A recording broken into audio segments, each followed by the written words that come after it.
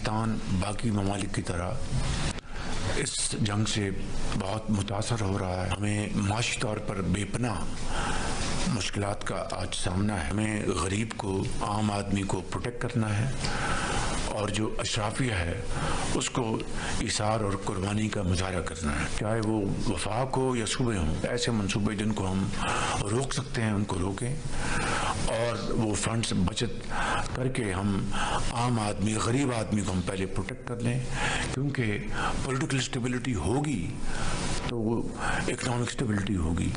अपनी ज़राअत को प्रोटेक्ट करना है। हार्वेस्टिंग शुरू होना चाहती है, उसके लिए तेल चाहिए, डीजल चाहिए। फिर आपने आगे पर नई बिजाई करनी है, उसके लिए डीजल चाहिए।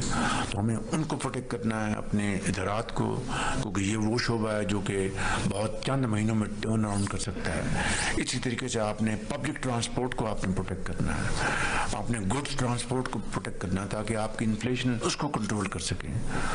इनके लिए यकीनन हमें फंड्स चाहिए और ये फंड्स हमने मिलकर इकट्ठे करने हैं। विफाक और सूबे जिन मंसूबों को रोक सकते हैं रोक लें, बचत करके आम आदमी को मौसमी मुश्किलात से तहफ़्फ़ुज़ दें। वज़ीर-ए-आज़म शहबाज शरीफ की हिदायत। कहा, ईरान जंग से पाकिस्तान को मौसमी मुश्किलात का सामना है। 3 हफ्तों में अखराजात में कटौती करके 129 अरब रुपए की सब्सिडी दी। आज हमें आम आदमी को तहफ़्फ़ुज़ देना है और अशराफिया को कुर्बानी देनी है। मफलूकुल हाल तबके पर तवज्जो देना है, ज़राअत पर तवज्जो रखनी है, क्योंकि यही शोबा आगे फ़ायदा देगा। फंड्स इकट्ठे करने हैं ताकि आवाम को मुश्किलात से दूर रखा जा सके। सियासी इस्तेहकाम होगा तो ही मुआशी इस्तेहकाम मुमकिन है। वज़ीर-ए-आज़म ने कहा, खित्ते में जंग के शोले ठंडे करने के लिए हमने भरपूर कोशिश की और अब भी कर रहे हैं। पाकिस्तान के 2 जहाज आबनाए हुर्मुज़ में खड़े थे। दोनों जहाज वज़ीर ख़ारजा इसहाक़ डार और फील्ड मार्शल आसिम मुनीर की कोशिशों से आबनाए हुर्मुज़ से गुजर गए। वज़ीर-ए-आज़म ने किफ़ायत-शुआरी मुहिम में ताउन पर सदर आसिफ अली ज़रदारी और बिलावल भुट्टो ज़रदारी का ख़ुसूसी शुक्रिया अदा किया।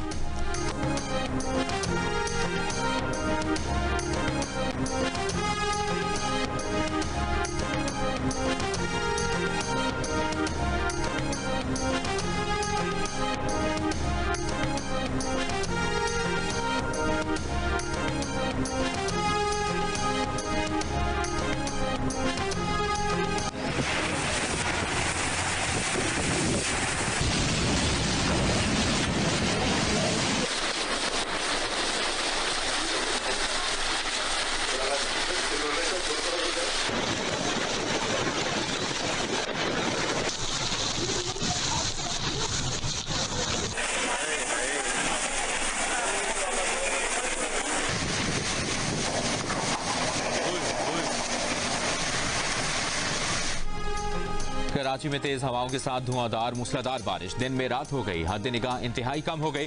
बादल खुलकर बरसे, कहीं कहीं ओले भी गिरे। मोटरसाइकिल सवारों ने फ्लाईओवर्स के नीचे पनाह ली। कई सड़कों पर पानी खड़ा होने से बदतरीन ट्रैफिक जैम हो गया। लोग गाड़ियों को धक्का लगाते नजर आए, मंजिलों को जाने वाले रास्तों में फंस गए। शाहराह फैसल पर नर्सरी से बलूच कॉलोनी पुल जाने वाला ट्रैक ट्रैफिक के लिए बंद। ट्रैफिक को नर्सरी से शाहराह कायदीन की जानिब मुतबादिल रास्ता दिया गया। मुख्तलिफ हादसात में 6 अफराद जान से गए। हुसैनाबाद में गाड़ी नाले में गिर गई। एयरपोर्ट के करीब मॉडल कॉलोनी की सड़क टूट गई। ट्रक और बस गढ़ों में धंस गए। जिना टर्मिनल के अंदर भी पानी आ गया। अराइवल लॉन्च में बरसाती पानी की निकासी की लाइन फट गई। तर्जुमान महकमा मौसमियात का कहना है कि सिस्टम के ज़रिए असर आज रात तक बारिश के मजीद 2 स्पेल कराची समेत सिंध को मुतासिर कर सकते हैं।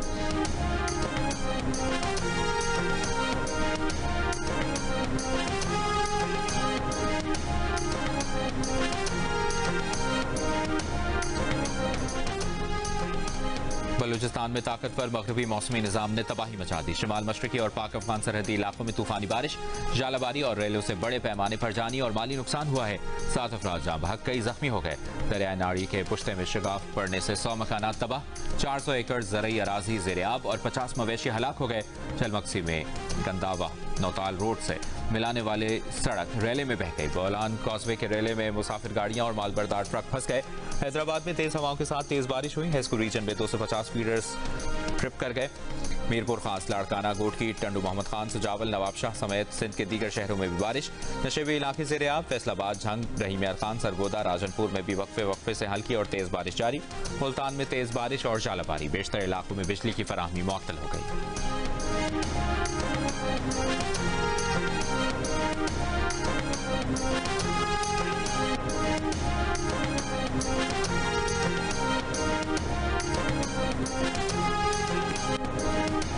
We are on track. track to complete all of America's military objectives shortly, very shortly.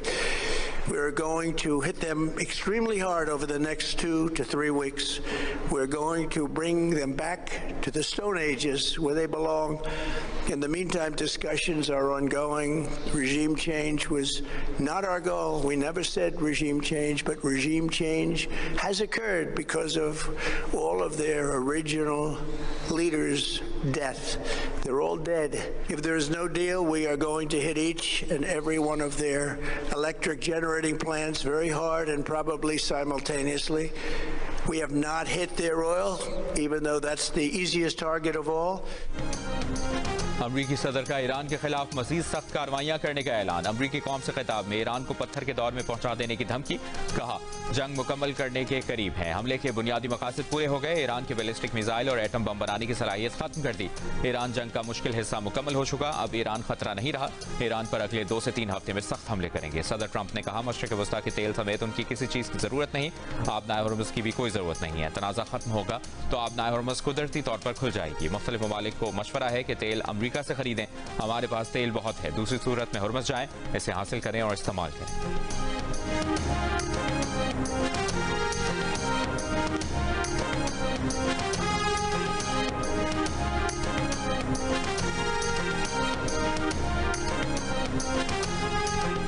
पत्थर के दौर में भेजने की ट्रंप की धमकी पर ईरान का रद्द-ए-अमल। ईरानी पार्लियामेंट के स्पीकर गालिबाफ ने कहा कि गौर से सुनो, 18 साल की उम्र में राइफल के साथ मैदान जंग का रुख कर चुका हूं। हमें वतन की मोहब्बत में मुस्तकबिल की हर उम्मीद, खून और जवानियां लुटाने की आदत है। अगर हमारे घर की जानिब बढ़ोगे तो पूरे खानदान का सामना करना पड़ेगा। लॉक्ड एंड लोडेड मुकाबले में हमारा सर ऊंचा पाओगे तो फिर आओ सामने। I want to thank our allies in the Middle East, Israel, Saudi Arabia, Qatar, the UAE, Kuwait, and Bahrain. They've been great, and we will not let them get hurt or fail in any way, shape, or form.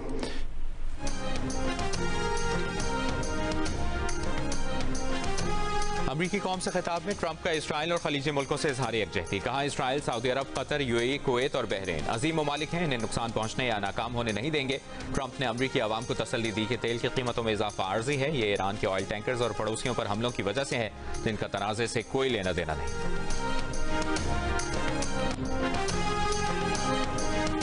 Trump एक बार फिर तवक्कुआत के बरक्स साबित हुए। तज्जियाकारों के मुताबिक दुनिया को उम्मीद थी कि ट्रंप अपनी तकरीर में ईरान से जंग खत्म करने का ऐलान करेंगे या जंग को तूल देने और ईरान में जमीनी फौज भेजने का ऐलान करेंगे, मगर ये दोनों फैसले न हुए। ट्रंप का खिताब, उनके इंटरव्यूज और सोशल मीडिया पर उनके बयानात का रिपीट टेलीकास्ट निकला। ईरान को बमों से उड़ा देने और पत्थरों के दौर में पहुंचा देने वाले रिवायती बयानात पर मबनी खिताब से न सिर्फ जंगबंदी की कोशिशों को धचका पहुंचा, बल्कि तेल की कीमतें फिर से आसमान पर जा पहुंची और स्टॉक मार्केटें मुंह के बल जमीन पर आ गई।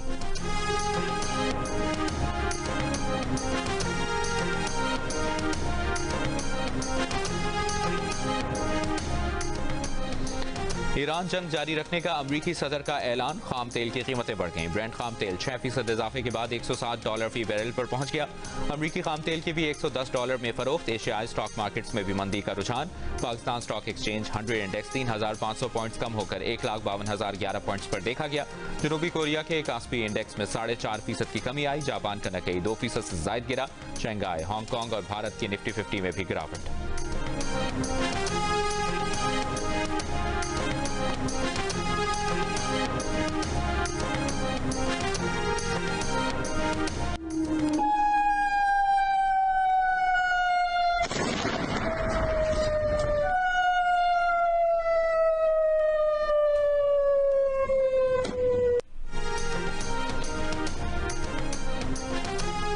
अमरीकी सदर की सख्त कार्रवाइयों की धमकी के बाद इसराइल पर ईरान के मिसाइल हमले। तल अवीव में मिसाइल हमलों से इमारतें तबाह, पानी की पाइपलाइनें फट गईं। बनी बराक में मिसाइल का मलबा गिरने से 4 अफराद जख्मी हो गए।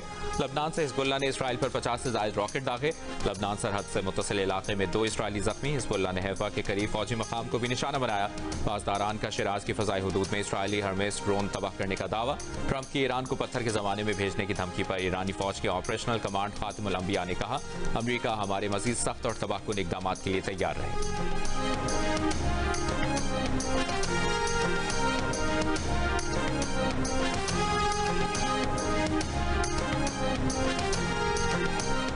अमरीकी सदर की धमकी के बाद ईरान के आर्मी चीफ अमीर हातमी की फौज को अलर्ट रहने की हिदायत। कहा, जमीनी कार्रवाई की सूरत में कोई दुश्मन फौजी जिंदा नहीं बचना चाहिए।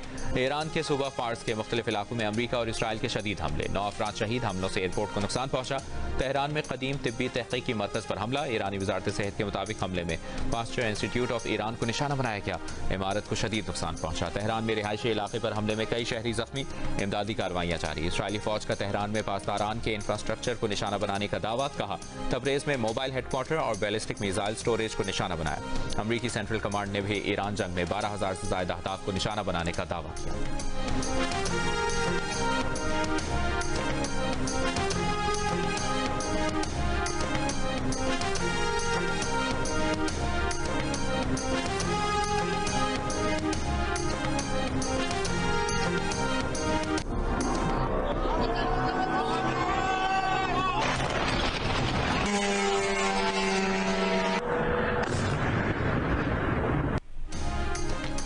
खलीजी ममालिक पर ईरान के मिसाइल और ड्रोन हमले। बहरीन में अमरीकी फौजी बेस के नजदीक ईरानी मिसाइल हमले की वीडियो तुर्क मीडिया ने जारी कर दी।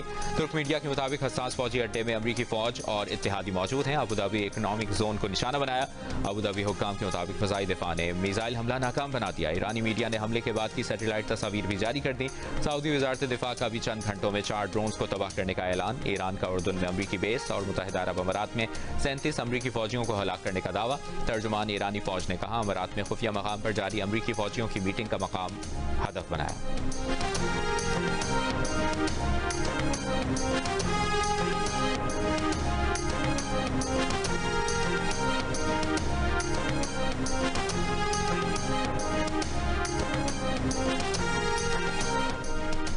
क्या अमरीका फर्स्ट वाकई आज अमरीकी हुकूमत की तरजीहात में शामिल है?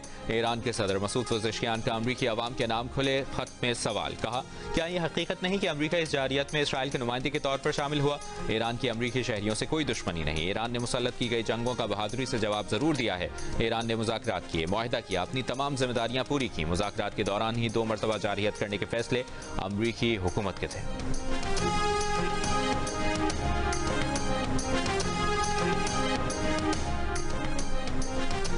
कल अमरीकी सदर डोनाल्ड ट्रंप ने सऊदी वली-ए-अहद को टेलीफोन किया। आज रूसी सदर पुतिन की सऊदी वली-ए-अहद मोहम्मद बिन सलमान से टेलीफोन पर गुफ्तगू हुई। दोनों रहनुमाओं ने खत्ते की सियासी और अस्करी कशीदा सूरत हाल पर शदीद तशवीश का इजहार किया। फौरी जंगबंदी और तनाज़े के सिफारती हल की कोशिशों को तेज करने पर जोर दिया। दूसरी तरफ चीनी वज़ीर ख़ारजा वांग यी की सऊदी वज़ीर ख़ारजा फैसल बिन फरहान से टेलीफोन पर गुफ्तगू। चीनी वज़ीर ख़ारजा ने कहा कि ईरान जंग जारी रही तो आबनाए हुर्मुज़ का रास्ता बहाल नहीं होगा, फौरी जंगबंदी की जाए। ईरान जंग के मकासद हासिल हो चुके तो वाज़ेह नहीं मजीद क्या हासिल करना बाकी है। ऑस्ट्रेलियन वज़ीर आज़म का ट्रंप की तकरीर पर तबसरा। एंथनी एल्बनीज़ ने कहा कि वाज़ेह नहीं कि अब इस जंग का इख्तिताम क्या होगा। जो बात वाज़ेह है वो ये कि जंग जितनी तवील होगी आलमी मईशत पर असरात उतने ही संगीन होंगे। ईरान के खिलाफ कार्रवाई शुरू करते वक्त अमरीका के बयान करदा बेशतर स्ट्रेटेजिक मकासद हासिल हो चुके, अब कशीदगी में कमी देखना चाहते हैं।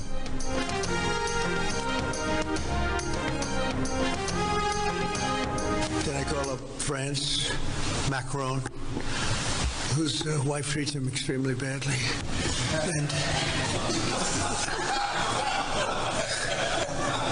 he's still recovering from the right to the jaw.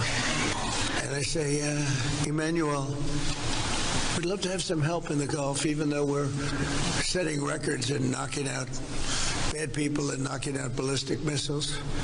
Would love to have some help. If you could you please send ships immediately? No.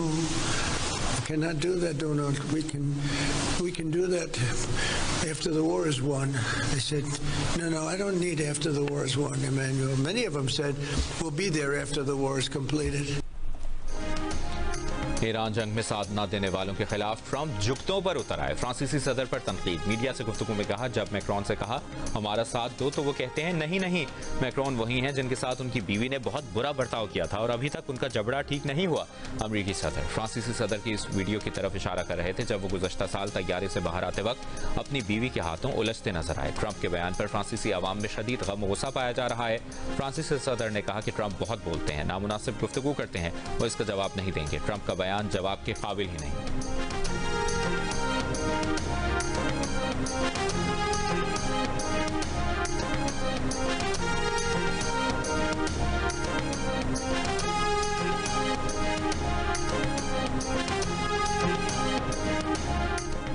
आबनाए Hormuz दोबारा खोलने के मुमकिन तरीकों पर गौर के लिए बरतानिया की मेज़बानी में 40 ममालिक के वज़राए ख़ारिजा और नुमाइंदों का वर्चुअल इजलास।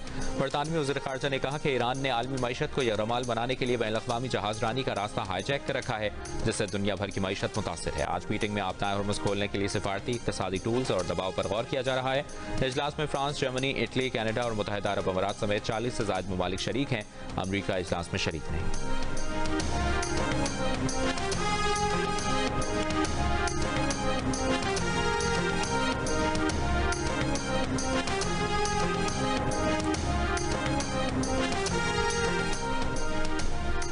Chairman Peoples Party Bilawal Bhutto Zardari वक्त के हमरा वज़ीर आज़म शहबाज शरीफ से आज मुलाकात करेंगे। ज़राए के मुताबिक मुलाकात में मुल्क की सियासी सूरत हाल और ईरान और खलीजी ममालिक की कशीदगी के हवाले से मुशावरत होगी। गुज़श्ता रोज़ बिलावल भुट्टो जरदारी ने मौलाना फजल रहमान से मुलाकात की थी। आज वज़ीर दिफा ख्वाजा आसिफ की मौलाना फजल रहमान से उनकी रिहाइशगाह पर मुलाकात हुई। पार्लियामेंट में कानून साजी से मुतालिक उमूर पर भी तबादला ख्याल किया गया। वज़ीर दिफा ने अहम क़वानीन पर मौलाना फजल रहमान को एतमाद में लेने की यकीन दहानी करवाई। मुलाकात में खित्ते की सूरत हाल, पाकिस्तान की खारिजा पॉलिसी और अमन व अमान पर गुफ्तगू की गई। अमरीका ईरान जंग में पाकिस्तान के किरदार को मजीद बेहतर बनाने पर गौर किया गया। मुलाकात में वज़ीर दिफा ने ईरान अमरीका जंग में सालिसी की कोशिशों से आगाह किया। पाकिस्तान में चीनी सफीर की मौलाना फजल रहमान से उनकी रिहाइशगाह पर मुलाकात हुई, जिसमें अमरीका और इसराइल की ईरान से जंग पर तफसीली बातचीत की गई।